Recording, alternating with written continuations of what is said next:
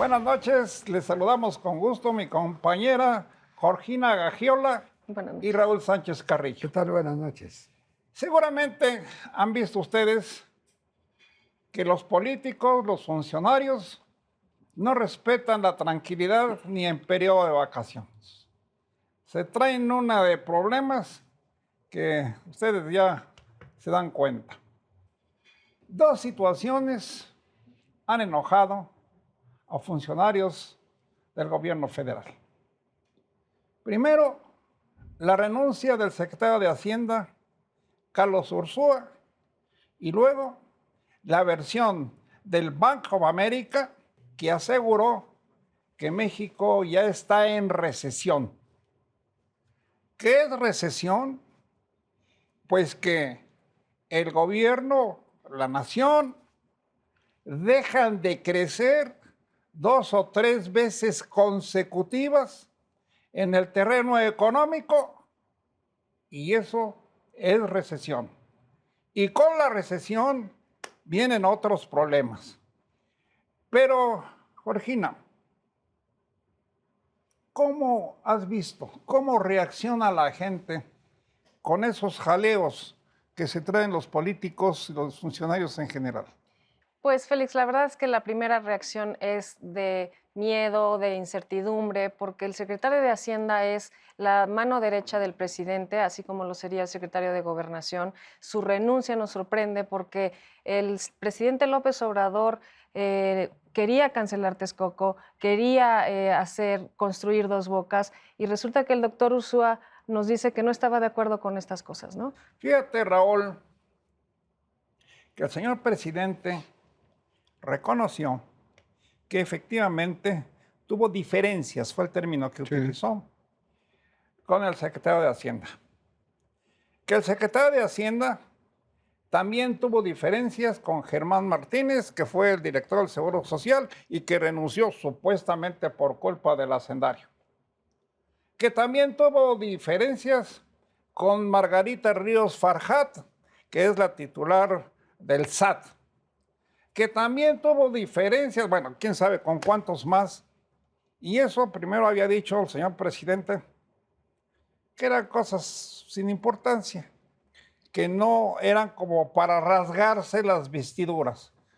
Pero luego ya nos dimos cuenta que no fue así tan sencillo, porque algunos funcionarios, hasta un senador, se han lanzado fuerte contra el que renunció y el que ya se fue, pero ahora le están dando más duro.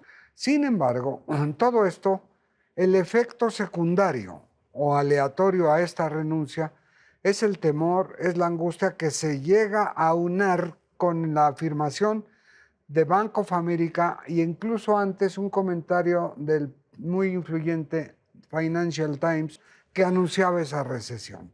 Si bien, como dices, Félix, la recesión es 3 meses de no crecimiento, el presidente López Obrador sale al paso y dice, no, vamos bien, no, seguimos creciendo y el peso mexicano es una de las monedas en el mundo que más se ha fortalecido. Dijo el señor presidente en recientes declaraciones que no le preocupan mucho las finanzas del país, que porque la economía está fuerte. Que un secretario de Hacienda renuncie, yo me acuerdo en otros tiempos, solamente lo hizo Luis Echeverría cuando todavía no tomaba posesión y cuando corrió al secretario de Hacienda y al secretario de Agricultura para darle lugar a los que venían a trabajar con él. Pero no sé, tenía otro antecedente y de todas maneras hizo un escándalo. No, claro, además un personaje tan importante en el gabinete como el secretario de Hacienda que renuncie, pues lo hizo Silva Herzog, Jesús Silva Herzog, le renunció al presidente entonces por no estar de acuerdo en su política económica y fue un escándalo. Aquí hay otros factores que hicieron o motivaron un escándalo mayor. Que Ursúa le dijo al presidente 2 días antes de que presentara la renuncia que se quería ir y que iba a renunciar y que lo haría el siguiente sábado y el presidente le dijo, no, de una vez, de una vez. O sea, el presidente no permite ese tipo de posiciones. Ahí dentro de 8 días presento mi renuncia de una vez y subió al subsecretario como titular. Pero además, el presidente repitió que las finanzas se hacen desde la presidencia, porque en el edificio, en Palacio Nacional, de un lado izquierdo, visto de frente, está Hacienda y en el centro está la presidencia.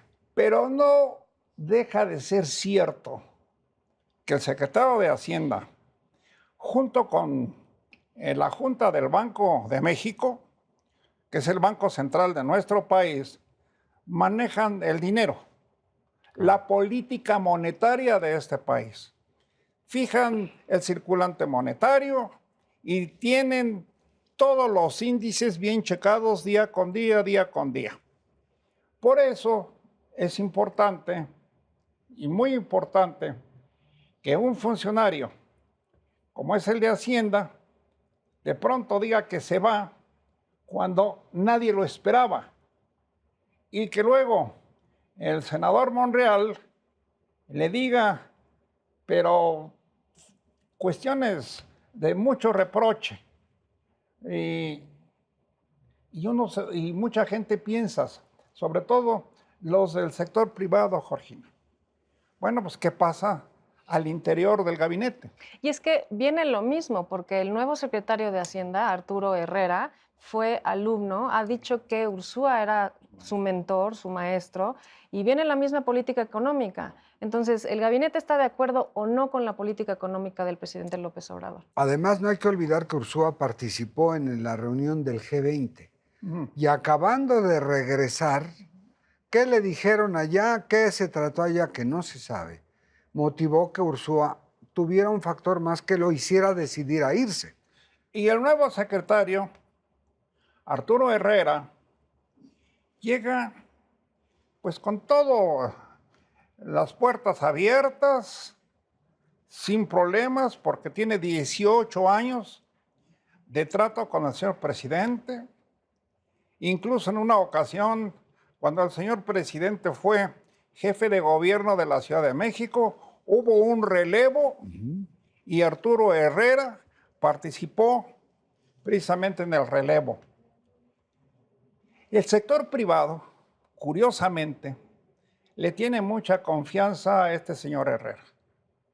Cree el sector privado que con él la situación financiera y los manejos desde Hacienda se van a tranquilizar y esto va a ir para adelante próximamente cuando ya se acerca que la Convención Nacional Bancaria y cuando se aproximan otros manejos de orden financiero. Y sobre todo, hay que tomar en cuenta como un dato de la iniciativa privada que se está invirtiendo efectivamente. Hay confianza que ha acrecentado la confianza en la llegada del secretario Herrera y que además esto permitirá tener en una vía mucho más armónica y silenciosa que avance el tren de la inversión.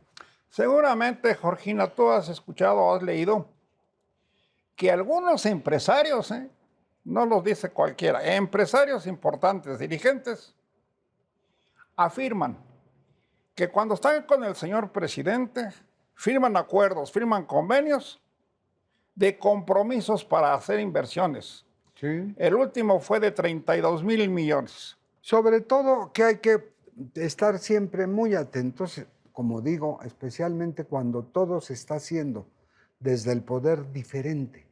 Hay una misión fundamental de ir acabando con instituciones para crear otras con otro nombre. En el Seguro Popular ya no existe como tal, hay otro nombre, pero no es solamente un cambio de nombre, sino de operación. Tan solo el presidente decía en Michoacán que hay una carencia de 123,000 médicos. Pero esto también motivó que hubiera una reacción para que el presidente agregara que muchos de estos jóvenes que quieren ser médicos son rechazados de las universidades. Sí, que hay 5,000 que no tienen trabajo, en fin. Bueno, para concluir les queremos decir que el presidente dice que no le preocupan las finanzas ni la corrupción. Que las finanzas, pues no lo dice así, que van de maravilla, pero lo da a entender. Y sobre la corrupción dice, no, la corrupción ya es papita. O sea, ya la tiene muy dominada. Controlada. Y sí le preocupa, en cambio, la situación médica. Efectivamente, como dices, él asegura que le faltan 123 médicos en el sector salud. Y luego hay quien le contestó del sector salud que médicos hay de sobra, que hay 5,000 y que no encuentran lugares para trabajar. Aquí son las versiones a que me refiero muy encontradas, Sí. y bueno, entra uno en la confusión. Entonces, lo que sí preocupa es que algunos que no son médicos toman cursos de extras de medicina y con eso se apoyan para ser médicos o tener supuestos títulos que lograron en la medicina o en las facultades. Esto es peligroso, Georgina, Peligrosísimo. porque imagínate, un señor que no fue médico y que después llevó un curso y le dieron un certificado, es el que nos va a atender mañana o pasado de alguna enfermedad. Y habiendo tantos médicos muy buenos en México y muchos médicos que se quedaron sin empleo al inicio de la administración, ahí están.